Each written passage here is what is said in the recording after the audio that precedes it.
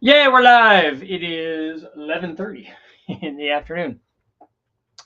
Today, excuse me, I want to talk about an intake manifold test that we did on this particular adjustable intake manifold on an LS. And this was actually on a fairly cool LS too, because it wasn't just your normal, a lot of times we just do these junkyard motors. This one was quite a bit more than that. this one started out kind of as that. This was actually an aluminum block. It was an aluminum 5.7 LS6 block that we bored and stroked and sleeved this thing with the guys from Darton helped us do it. And we put Darton sleeves in it, which is they were longer and obviously bigger, and thicker, so that they allowed us to go to a 4185 bore instead of your typical almost boring at nothing over on these aluminum blocks. And also because the sleeve length, it allowed us to put in a 4250 stroke. So we had a 4185 bore and a 4250 stroke, which made, I think, 468 inches, if I remember right. So the cool thing about that is that unlike obviously a 5.7 LS1 or LS6, which is it's like a 400 horsepower LS6, obviously having more displacement was better because then we could take advantage of we flow tested a bunch of heads. We used this particular motor to do a head test for all of the rec port heads that we did way back, called the LS3 style heads. And it's important to have enough motor when you're doing stuff like that, because those ported heads can flow somewhere between 350 and 400 CFM. So if you just do that on an LS3, you don't have enough motor. I mean, most of the guys don't have enough motor in an LS3 to take advantage of stock heads, let alone what these ported versions. So this 468, this is what we used it for. It had flat top pistons. It had a 255, 271 cam, kind of down near the bottom of the page for comp and their hydraulic roller stuff, 1 7/8 headers, and like I said, flat top pistons. We had the heads that we tried a bunch of different heads on this, but I think for this test it still had the Pro Comp CNC LS3 heads. And I think that those heads might have been done by Dr. J's when we got them. So they did okay. They weren't as good as the mass stuff or the other things that, some of the other heads that we had run, but they did okay. Let's see here. Yeah, they were definitely the Pro Comp ones. And then what I did was I put this dual plenum manifold on there that allowed me to adjust the runner length on this thing. So, the runners are kind of coming up together. And then there's a straight section that allowed us to extend that. There's a little bit of a curve going into the plenums, but allowed us to put more runner length in this thing. And that's exactly what we did. We had two big throttle bodies on here. And then you can see on the backside, we had joined this. And so what we want to find out is, hey, what's the best intake manifold for something like this? It just looked kind of cool, especially in it actually looked cooler in its shortest runner length form. The long runner was cool because it stood way up there. But, it looked more realistic if the plenum was down closer to that. But you can see here is the block in process with the Darton sleeves going in there. And then we had a 4250 stroke crank, 6125 rods. And then we had the ported heads on there. And then we ran the intake manifold with various lengths, various runner lengths. And the interesting thing is, we take a look at the horsepower curve, we can see, and this is pretty typical. I've run lots of other adjustable manifolds, like the fast one, and then to a lesser extent, the performance design stuff, that one only allowed very, very small changes in runner length. This one allowed fairly substantial changes in runner length. And you could see where, hey, look, we're making a lot more power on the red one.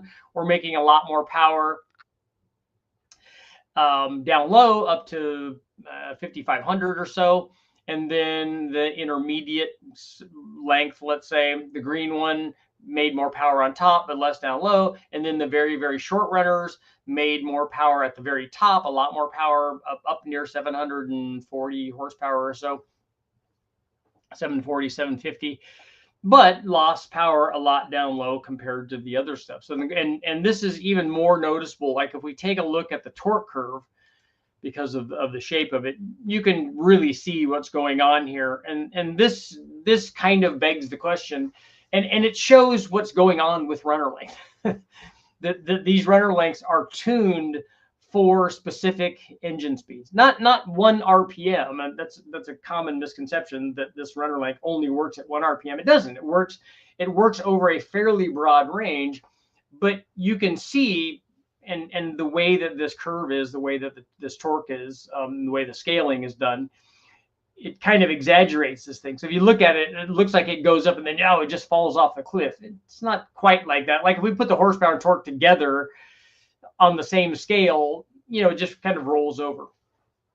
But it does kind of show you, hey, look, and this is always the choice that we have to make when we're doing these things, and we're picking a Trailblazer SS versus the fabricated sheet metal manifold for a cathedral point application.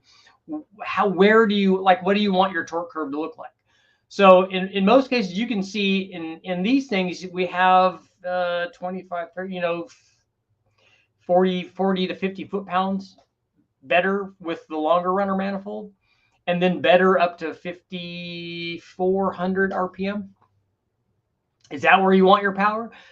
Honestly, in this kind of motor, probably not. I mean, a 468 with that much camshaft in it, guys are probably going to want more RPM, but again, this is what you're giving up. And in a roll-on contest from 3,000 RPM, the long runner manifold is going to win that. It's going to be so far ahead of the other ones, but that's not how racing is done, though. So for somebody that's doing racing, the only time you're concerned with that is like on the launch. And if you have a 4,000 RPM stall, you cut off a bunch of that, or 4,500 or whatever, wherever you're running this thing at. If the higher that you have the stall, the less that runner length becomes important. But for the street, it's very, very important. Although, if we take a look again, we'll look back at the horsepower curve, you're talking 700 horsepower stroker motors, which is pretty good. A lot of guys would want to run this thing like this thing. We ran this thing out to 7,000 RPM, and it's doing good out there. In fact, I would keep going. If I were drag racing this motor, I would definitely keep going to 7,500 to see where this thing was going to fall off, where the curve was going to roll over, and then you pick that top part of it. So this thing is going to be pretty flat. If you look at the green, if you look at the medium length runner, you see it goes up and it just doesn't fall off. It goes out and maintains, a fairly flat power curve there. And I would expect a similar thing to happen on the short runner length. That's going to carry out, fairly far. So if you're drag racing it, you've got some RPM to play with, and this motor would definitely run. I don't know how stable that particular camshaft is. The guys at Comp Cams are pretty good about their stuff. So I would think that it would be fairly stable. So that would not be a problem. But again, it's always this trade-off that, hey, yeah, we want to rev it out, but I also want that. I also want that torque. That's where a dual runner length manifold would be very cool. It'd be cool to get this, get all that low speed torque with the long runner length, and then switch over to the short runner length and go, okay, and now I can also have this. And then if you did variable cam, you could have more of that stuff as well. So the question becomes, which one of those would you choose? And maybe you'd be more apt to choose the longer runner on a kind of milder combination and then do a shorter one on this thing.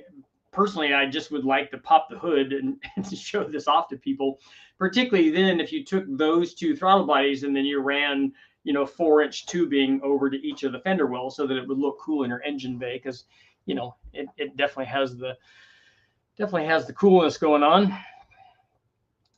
This was a very cool stroker. We use this for a lot of stuff.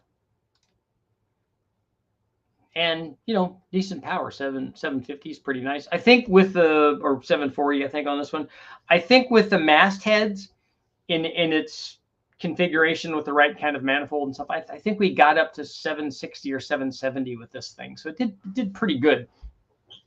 I was pretty happy with it. And we definitely saw a difference on the different ported heads too. So if you guys want to see this motor in action, not with this intake manifold, but if you want to see this motor in action, you can take a look at the big rec port LS3 or LS3 cylinder head test, the different cylinder heads for it, because we use this manifold. I'm trying to think. I think we probably use a massed split CNC ported 4500 intake manifold on this thing to make power. And there would be others probably that could make even more power than this. I'd like to compare this short runner version of this manifold versus that. I need to go back and look and see if we have a similar combination where I could kind of compare that. But it's, you know, you can see it's pretty cool. Well, let's see what you guys got going on. Eric, Lunchbox. Vroom, vroom. 468. It's kind of nice. How much torque did this thing make? Almost 650 foot-pounds with the long runner. All good stuff. What's the biggest cubic inch LS have you worked on? The biggest one I did was 496 inches. It was that tall deck RHS block one. So you got like a 4/500 stroke in it and a 4/185 bore. So that's the biggest one I've ever done. Richard, are you looking just for P59 ECMs for the 03 to 06 or also P01s? Yeah, we're looking for P59, P01, and E38 ECUs. So if you have those, send me an email, and we're interested in those. Looks like a ray gun from outer space. That's right. Is it relevant to the conversation currently? But I have been searching for a comparison of stock GM Vortec heads versus Summit brand style aluminum heads. How comparable is the airflow? I don't know. I have not compared those two directly. My guess is that the aluminum heads would be better. Right off the bat, they're going to be better because they're aluminum. So from a detonation standpoint and a weight standpoint, they're going to be better for that from that. But I'd have to ask Brian or look those heads up to see how they compare. A Vortec head's not a bad head. The stock Vortec head's not a bad head. Some of them that you get might be cracked. I would pick an aluminum head, but I'd like to look at the flow, not just the peak flow, but look at the flow through the curve, because the Vortec head has pretty good like mid-lift flow stuff. I'm still wanting to build an all-steel LS at some point. So you want to build an iron block and iron heads with what forged internals, I guess. Scott, what's going on? How's it going? Richard, question is, was told an LS3 head is better on a 6-liter versus a cathedral port is true. Of all of the factory heads, a factory rec port head flows more than any factory cathedral port head. So if you take a factory cathedral port head off and put a factory rec port head on, your 6-liter will make more power. I have videos up of where we tested that. We've run that a lot on all the. We've tested it compared to a 706 head, a 317 head, 799 head, an LS3 head. I mean, it flows 315 CFM, and the best cathedral port head flows like 250. So it's 20 or 25 horsepower better. It just loses a little power down below 4,000 because for most of these heads, except for the 317s on the cathedral ports, the LS3 head is bigger, has bigger valves, a bigger port, and it has a bigger chamber, so it loses a little bit of compression. I want to see an LS build over 500 inches. Yeah, we could have gone more on the 495 that I did, but it's just, it's just horsepower per cubic inch. So making it 505 or whatever is not that hard to do. We could have gone to a 4600 stroke, and we could have gone to a 4200 bore, I think, is what that thing will take. I'll go through my stock this weekend and send an email with what I have. I have a small section of P01s and P59s. Yeah, let me know, Andy. We definitely would want them. We could trade something or pay you or whatever, and then we'll send you a thing to have you ship them. We'll send you the shipping labels. Air swap reluctor wheels on a crankshaft. I haven't done that personally.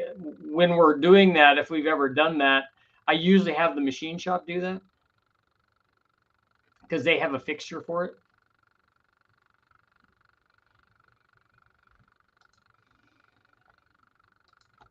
And then we even like to tack weld them in place once they're pressed on.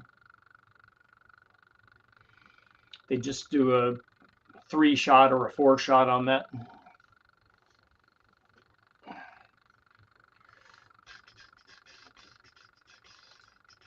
You'd have to heat up the wheel to put it on there. I believe that the rate of expansion between aluminum and steel being different could hurt durability in the end, and I want it for towing. I 100% disagree with that for towing.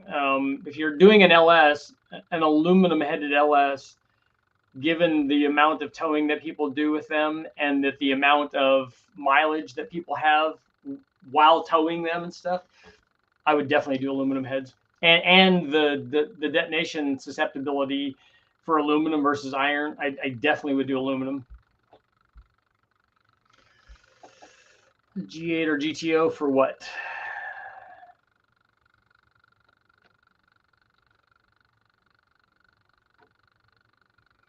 I've seen that argument for a similar argument for guys that are doing boats, that they worry about the electrolysis and erosion, especially probably particularly if they're running it in salt water.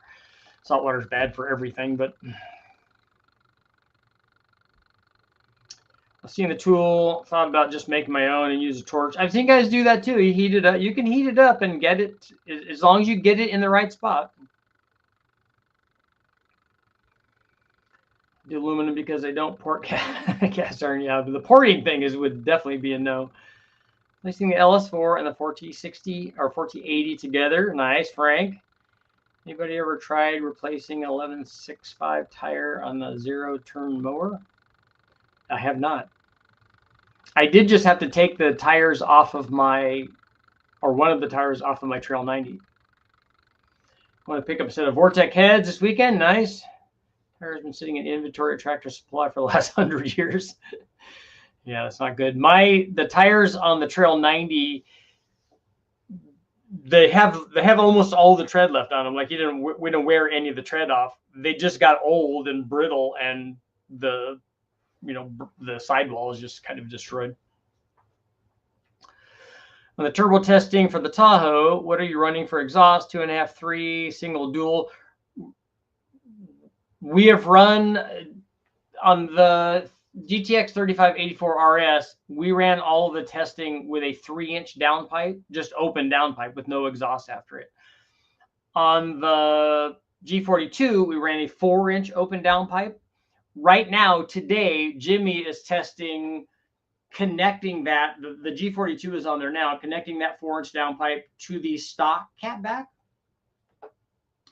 and then to aftermarket versions of catbacks in 3, 3.5, and 4-inch, and also doing open exhaust catback versus one with a muffler. So we'll have lots of good data on that.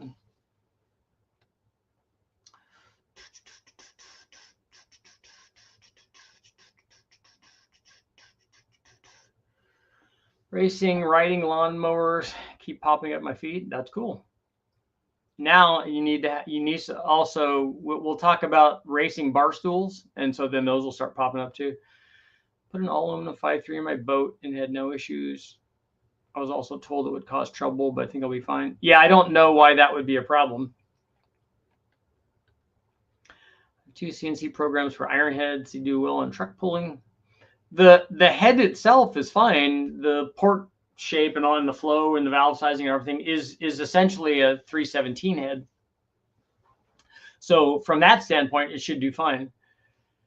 I might be small block Chevy swapping the Sentra if it will fit. Are you taking the turbo motor out, or are you not liking the turbo motor?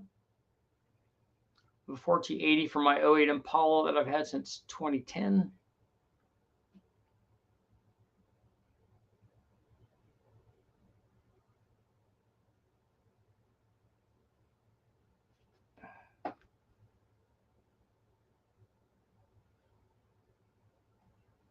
It's not how well you mow fast, it's how fast you mow well. Okay, I get that.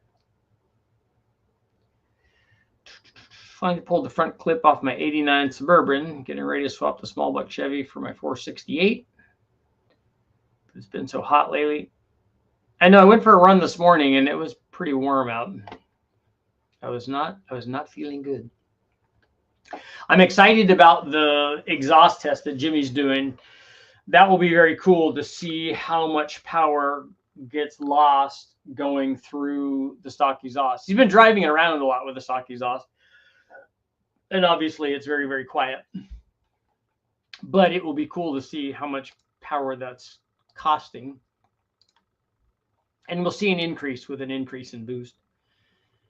Have you tack welded the reluctor wheel to the crank to avoid wheel play? I was told all us engines have this issue. No, I'm not worried about wheel play. We're just worried about the wheel spinning on the crank.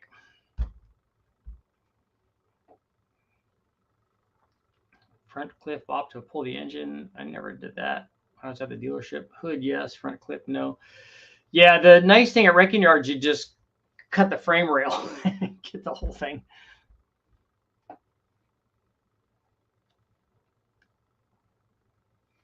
It's amazing to see the guys saw through that stuff. I wonder how many blades they go through cutting the frame like that.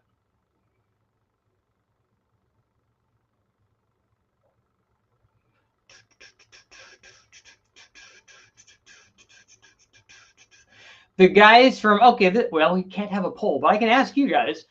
The guys from Rotrex, the supercharging company, it's a centrifugal supercharger, had reached out to me and asked me to do a test with one of their kits. So do you guys want to see that? Need more displacement. The center engine is not making the power I want. Okay. That's the one with the, does yours have the blower on it, Centra? Is it a good idea to prevent wheel play? I don't know what you mean by wheel play. Are you talking about the wheel moving around? We're talking about the stopping it from slipping on the crank. If it slips on the crank, the motor will be out of time. That's why we do it, just because it's a press fit, and it's a press fit from the factory, and there's lots of them running around like that for, like my truck, 350,000 miles. So it obviously works.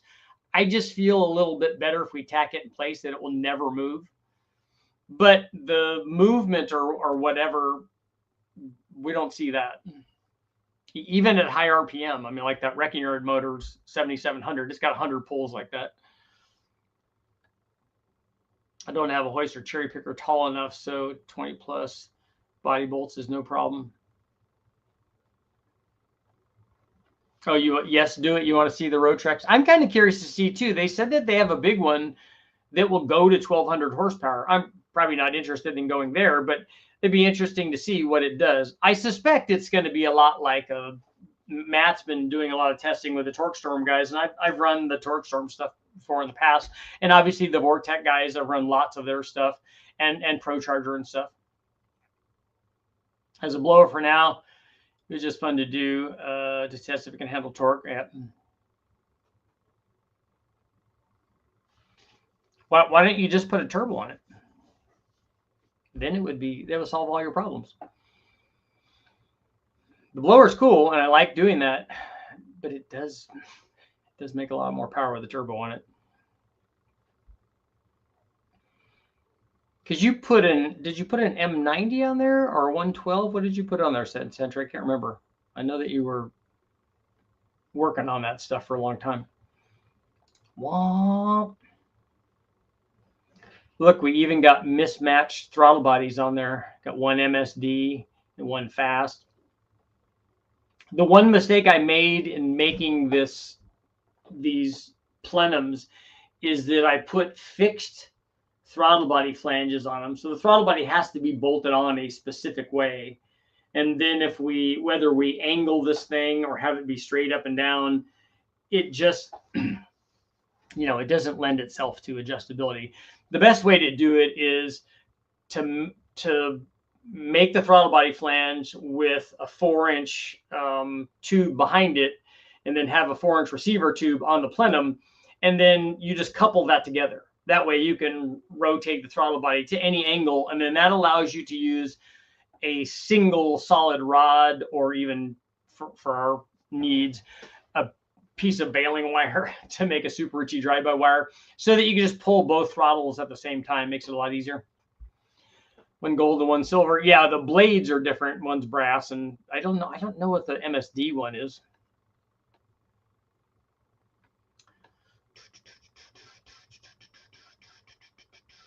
Turbo solves all the problems. 88mm turbo. That's Scott. Have you ever dyno set a marine manifolds? I have on a big block Chevy. I ran a motor that I was going to put in a boat that I had with a 489 stroker, I think. And we ran the hardened marine wet manifold, and it hurt power a lot. Mismatched throttle bodies would drive me nuts. You could put intake tubes on there, but I'd always know. Yeah, I don't care about that stuff. All I care about is getting the dyno test going. My turbo fell apart before a race, so I finished the supercharger and use it. It's an M112. Okay. How do you think adapting a 6.4 Hemi intake with variable LS runners to it? I don't know how hard it would be. The intake manifolds go straight down, I think, on the Hemis. So I don't know what would be involved in doing that. Maybe you could do that because guys are doing that for the blower, for the Hemi blowers, right? So maybe an intake manifold would work. The manual brakes. The thing that I'd be worried about is the adapter. The adapter is always the thing. Like you can make adapters that go from an LS3 intake manifold. Everybody still, for some reason, thinks that that's the great idea. And I tested it. I'm like, I'm very excited about this because the LS3 is the best factory manifold going. And we just need to adapt that manifold to the cathedral port head. And with adapters, which are available, it just didn't do very well. So I'd be worried about the adapters hurting the thing, but I'd like to try it. It would be cool. A 70S mirror-only turbo on it for a while.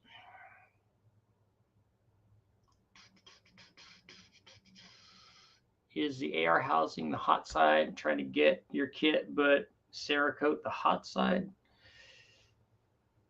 Yes, it is the hot side. At least the test that we did is the hot side. Now the compressor side also has an AR. We can go back to the turbo one last time. You just need to put something small on there so it's fun.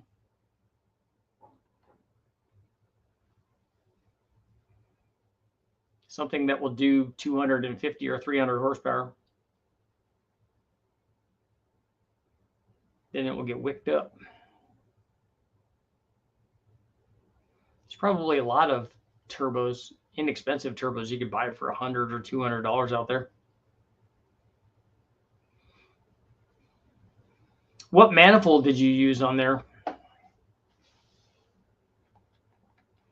at that torque curve. Yeah. Torquety goodness. Sleeve, stroker. Wow, this one even had ARP mains on it. And we really did that thing up, huh? And it wasn't a problem because that was done before we did all the machine work on the block.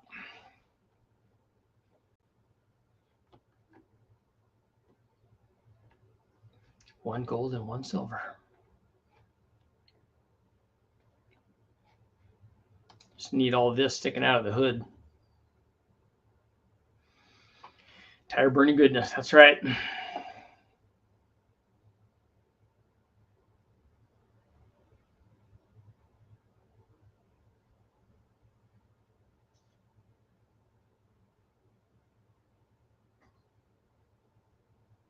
Short header with a T3 flange, okay. That's going to be the common size turbo for that anyways. Unless you put a T28 on it, but there's lots of good T3 things there that will zing right up. Yeah, who needs a hood? Yeah, if you're going to Cars and Coffee and you didn't have a hood on there and you had that sticking out, that'd be good. It just needs turbos blowing into each one of those.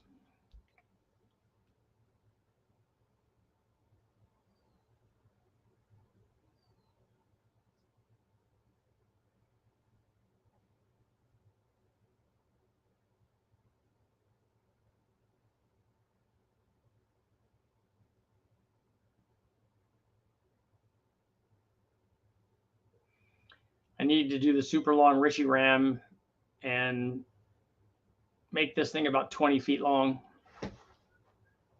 Go 10 up and 10 down. And just change it in 1 foot increments rather than 1 inch increments. See what that does.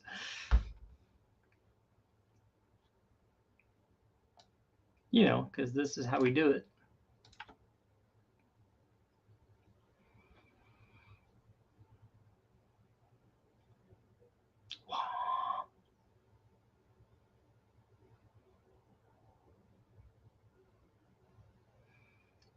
13.2 had a TO4E. It kept destroying them. It kept hurting the turbos. Was it an oil feed problem? What was the deal? And what mile an hour did it run? Was it like 105 or 106 or something? We need a keg lid on video. Yeah, we've done that.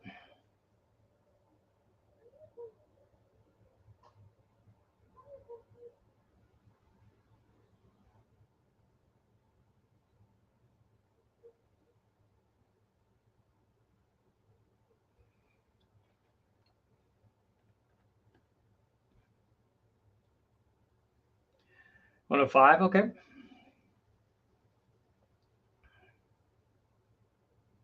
On 660 foot, that's good. It's good for a front wheel drive. It's hard to get.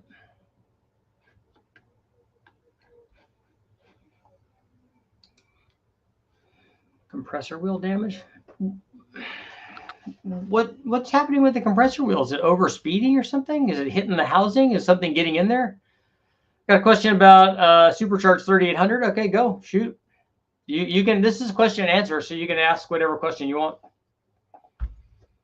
Watching import versus domestics on 1320. Some of those guys are running 6s at 260. The Mark III Super would do 13.3 at 112. Yeah, so probably not a 1660 foot then, right?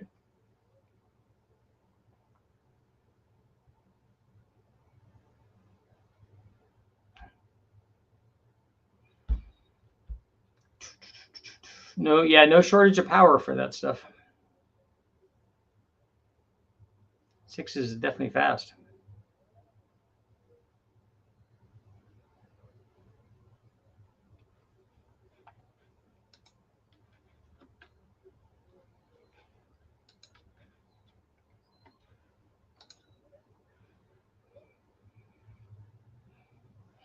That's like wicked fast. My boy's wicked smart. The other thing I need to do with this is I need to put the fuel rails up farther.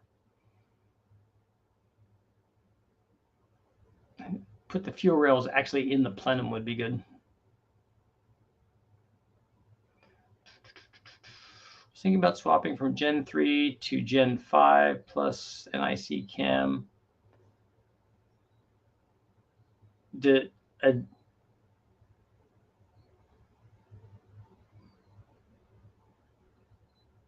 What cam does it have in it right now? The overboost is rated for 10 psi. I don't know how a turbo is rated for a boost pressure. Should it go single bank turbo or full beans for 600 horsepower on the LS4 with a Gen 1?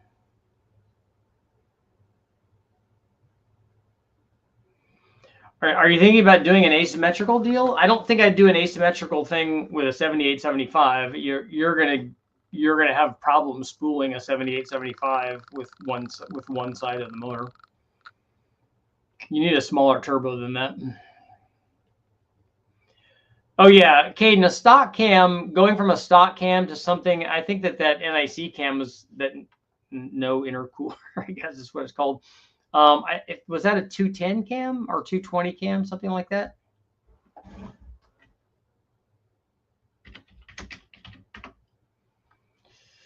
Supercharged cams, let's see.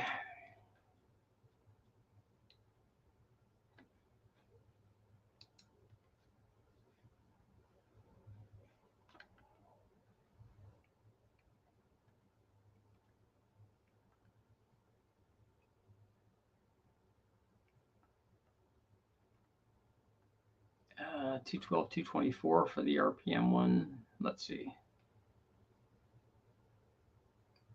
Or 220, 230. 214, 224. Yeah, I remember. Man, I wish they would make different cams. These are all good for guys driving around.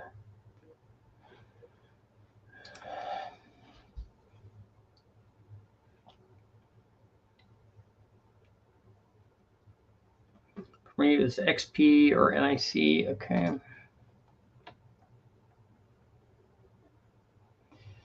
$212, $224.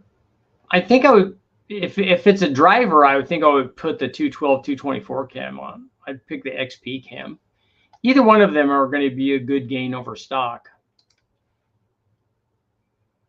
1.6 was only done one time. It didn't make a full pass with 25 pounds of bent the crankshaft. Oh, that's a lot. 78, 75 on each side. Definitely have trouble spooling, and then if it did spool, then you definitely have trouble with the transmission. You'd be breaking stuff. Are you doing what that Frank, are you doing what that 78, 75 can do in that car? Are you going to be using, you're not going to be using like 4-digit power, right? Centra, did you ever try running the turbo, like just running it at like 10 pounds?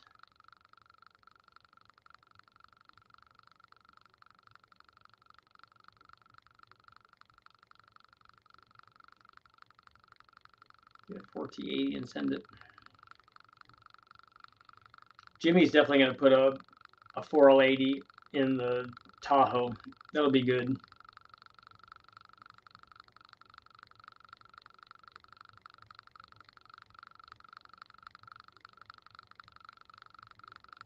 The Scare Beetles are back.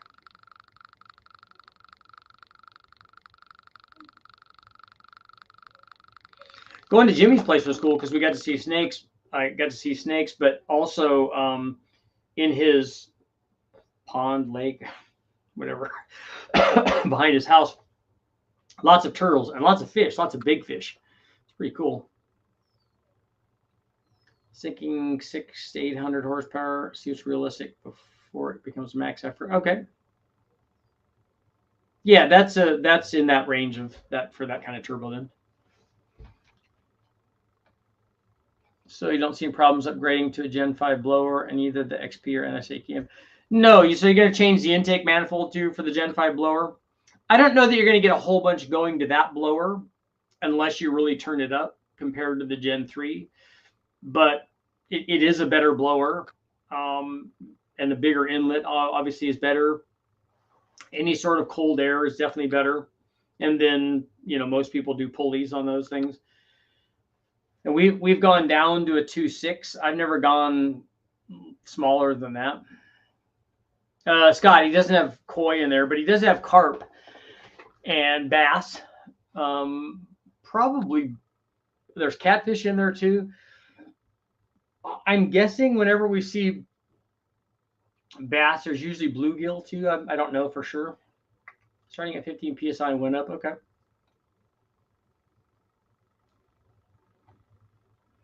I'll get a G42 if I want to take it to Bonneville. There you go.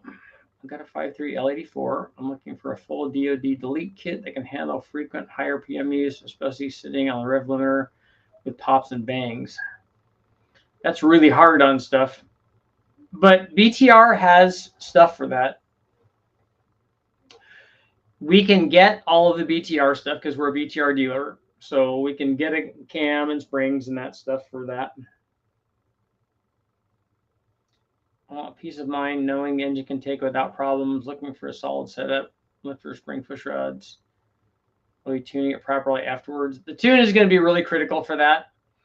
And it's, I don't know how long engines, even with all of the stuff that's forged or the best or whatever, I don't know how long it takes that.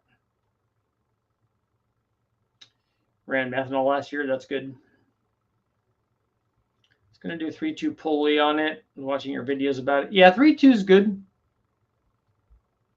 Bass and bluegill and catfish is a standard storm. Yeah, that's kind of what I was thinking. It's cool to see them. You look out there once in a while and you'll see a fish swimming along the top, you know, thinking that he's a shark or whatever. I'm hoping in my mind he's humming the theme from Jaws while he's doing this. I bought a whole caddy for the trans and throttle body, $200. Open the trunk and for 2 12-inch kicker subs, Rockford Fosgate. The punch, nice. Sold the same for 250. Boom, winning.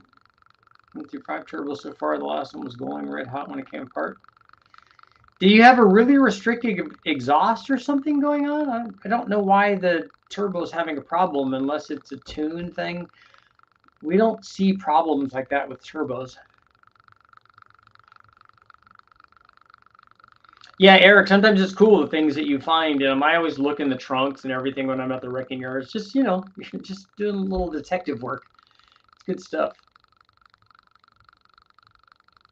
Lots of, Scott, also lots of frogs. There's bullfrogs there and frogs. And then there's tree frogs, but there's also toads everywhere. I mean, when we were walking around, and Jimmy said it gets even more prolific is during certain parts of the year after they hatch, I guess, or whatever. But the little toads are just jumping around everywhere on the grass. I have a line of 40 doing the jaws thing. One more question. I was thinking about doing 85, but wasn't fully sure about it.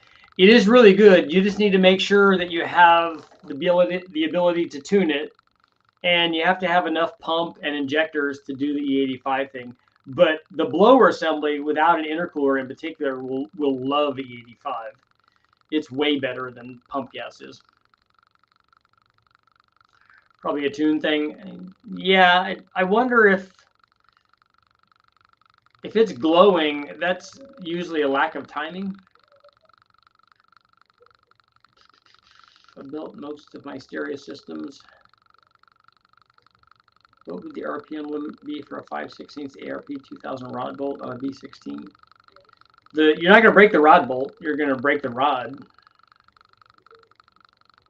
You're going to hurt something else before you hurt the rod bolt.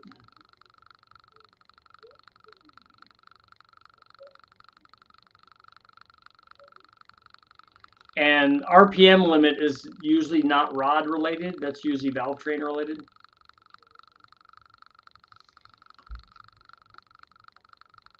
Just bought an 05 Tahoe 534L60. Swap my 69 C10. I want to fabricate the hot side, cold side for boost now, but not quite ready to dig into the engine. Beyond gaskets, okay. Have a crazy variety of frogs and toads. Really neat. Some have little suction cups on their toes. Yeah, the tree frogs are like that.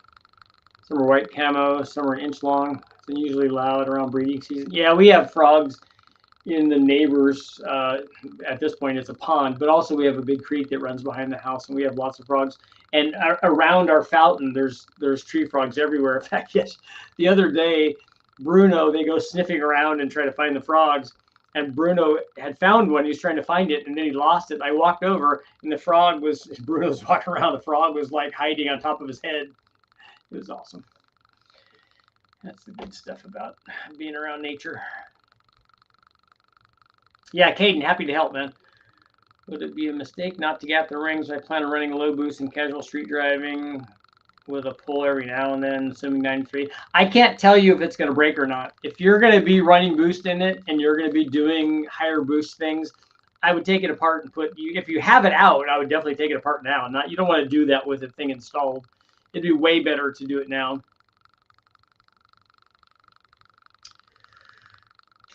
Yeah, low boost doesn't end up being low. Yeah. And he's already admitted to, like, I'm going to turn it up every once in a while. So that's good. Every once in a while is going to be, I ran 7. Okay, that feels slow. Feels really good at 10 or 12.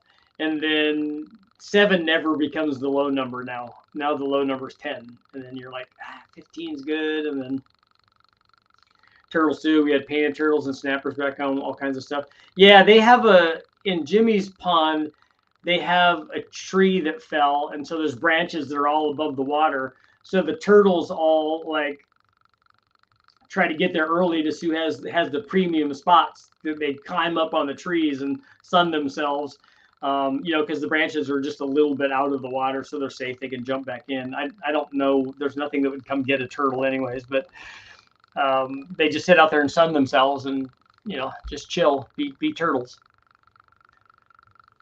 Do you think upgrading a very, very early CSU E85 car was worthwhile? This is still new in the box, never any fuel. What do you have to upgrade? It sounds like it would be ready to work. I put lapping compound in my fuel to clearance the 6-inch rings. That's good. I'm sure the motor's gonna love it. I hate to ask for your thoughts, but what's your opinion on the new ZR1X Corvette having 1,250 horsepower? That's the one that has the hybrid drive in it. I think more horsepower is always better. I'm honestly a grandpa driver, but was hoping to get away with a stock 5.3 for a while until I could build a 6-liter in the future, hoping to avoid digging the engine unless it's a horrible idea. It's not a horrible idea. We're running around with, like, Jimmy's driving around with his, and we haven't done ring gap in it, and it has lots and lots of dyno runs on it. It doesn't have any like full power runs out on the street other than 1 gear things. So we haven't like given it all the beans in first, second, third, and the third would be going really fast in the Tahoe, but we haven't done any of that. So I don't know what you're going to do with it.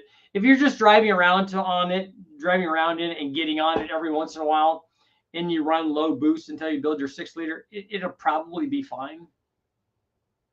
But if it's not, you'll go, oh yeah, I should put ring gap in it. But just you got to take the good with the bad. 85 came from an estate sale. If it's new, I wouldn't worry about it. I just put it in.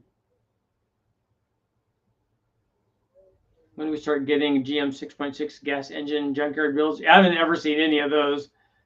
On the LFX 3.6-liter my Cadillac, 11.5 to 1. Is that too much compression for a small factory twin turbo setup? I don't know what you mean by factory twin turbo setup. Find Eastern box turtles. They crack me up. Hinge lower shell. They pull their heads and close the shell behind them. Oh, that's cool. Tried to tell my boy Emiliano that low boost never stays low. Then he blew it up at Matt's dyno day. Matt instigating him. That's a problem, especially peer pressure is tough to deal with.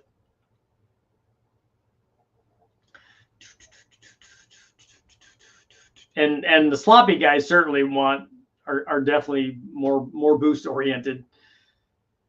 My work just got a new express fan with 6.6 with an 8-speed. Okay. That's a good motor because it's big. 6.6-liter, somebody definitely needs to be putting those in a Trans Am with a 6.6-liter thing on the hood. I don't know why that's not immediately a thing. There was an LF4 version of my engine with 10 to 1 that came factory boosted with turbos. Okay.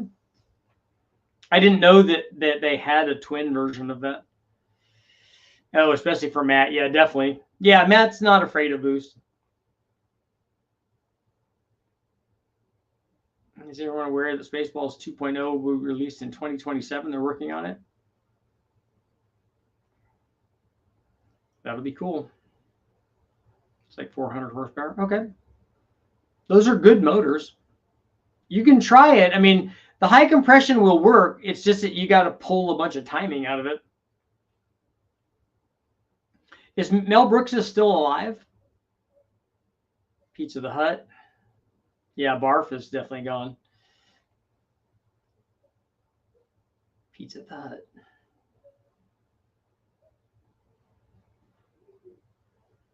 I don't know why Pizza Hut didn't take advantage of that advertising. Mel is still around. Good. I loved all the Mel Brooks movies. Silent Movie was amazing with Marcel Marceau being the only person that spoke in it, ironically. Young Frankenstein, all of those are good. Joan Rivers, yeah.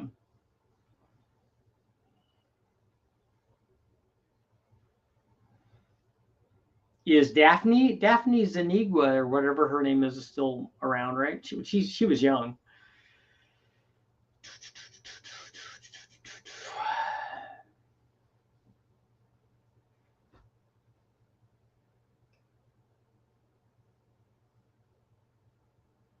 Mel Brooks is going to be 99. Nice. Good for him, man.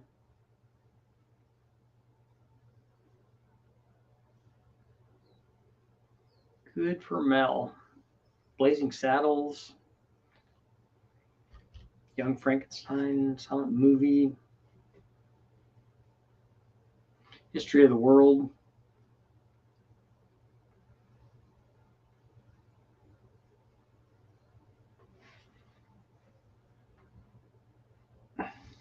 Yeah. What did the monster give you?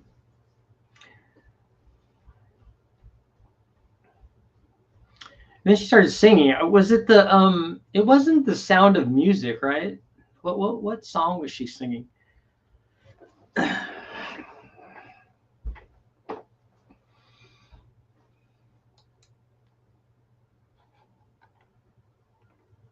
Or was it Phantom of the Opera or something? I'm sure it was something that I should know.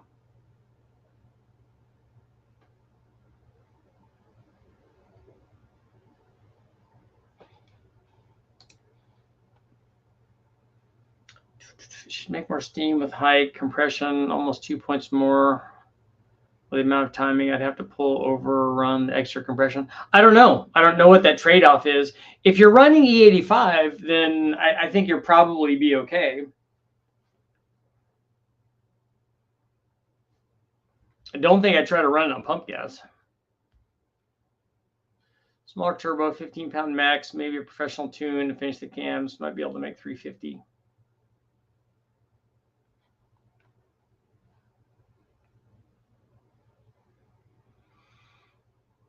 Yeah, those are good. I remember sitting down with one of my sons. He was fairly young, and starting to watch Meatballs, which I love because I love Bill Murray, Caddyshack, all those. Started watching that. I'm like, yeah, this is probably not appropriate. There were just so many funny things I want to show them, but the rest of it was too much. They were young.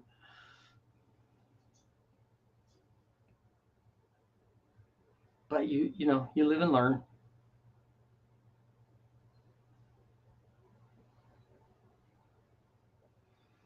Got a couple more minutes. Ported rec ports.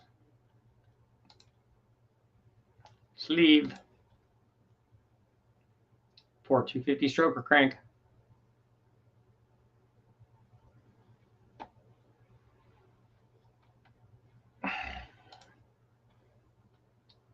I think that the throttle bodies were either 92s or 102s. I'm thinking that they were 102s. I think we put big flanges on them, but since there's two of them, there's more than enough airflow for what we were doing. Comb the desert, yep.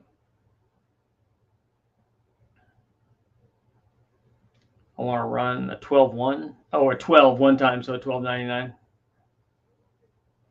Big 3800 Big Bang updates. I don't have any updates on that.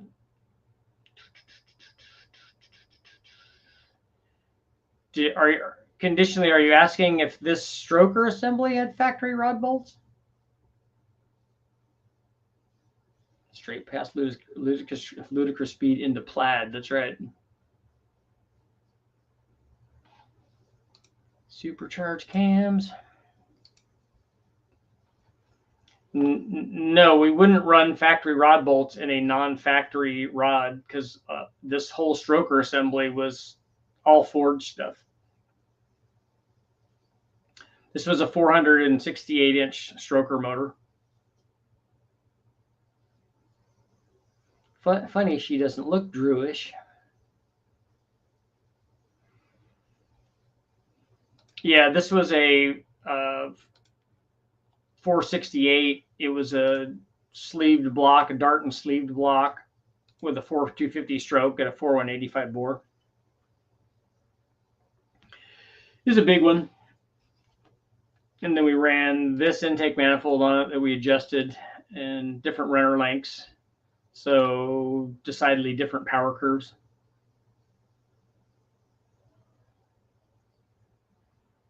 Big power though, big power, big crazy power. All right, Eric, man, we'll see you. Big crazy power.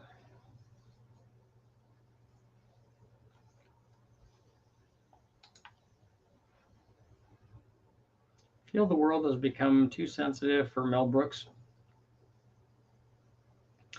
It'd be interesting to see if he retailors it to current audiences, or if he just goes OG. Dave from Vegas is in the house.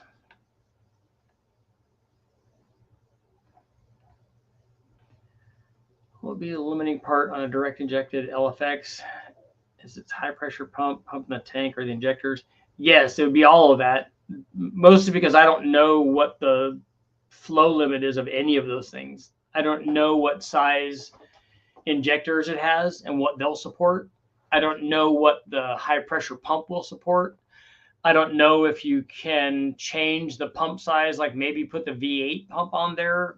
If it's there, it might be they already used the V8 pump, so it has a whole bunch of extra capacity. I just don't know that. You could, like they do on the LT stuff, you can change the lobe on the drive lobe on the cam to increase that. You can increase a little bit the feed pump, which has a little bit of an effect on that. But you have to look at all that if you're going to be adding fuel to it.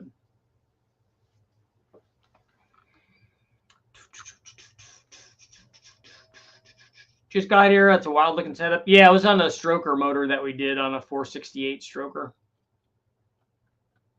We were just taking a look at adjusting the runners and showing the differences in the power curves and stuff. It's pretty cool stuff.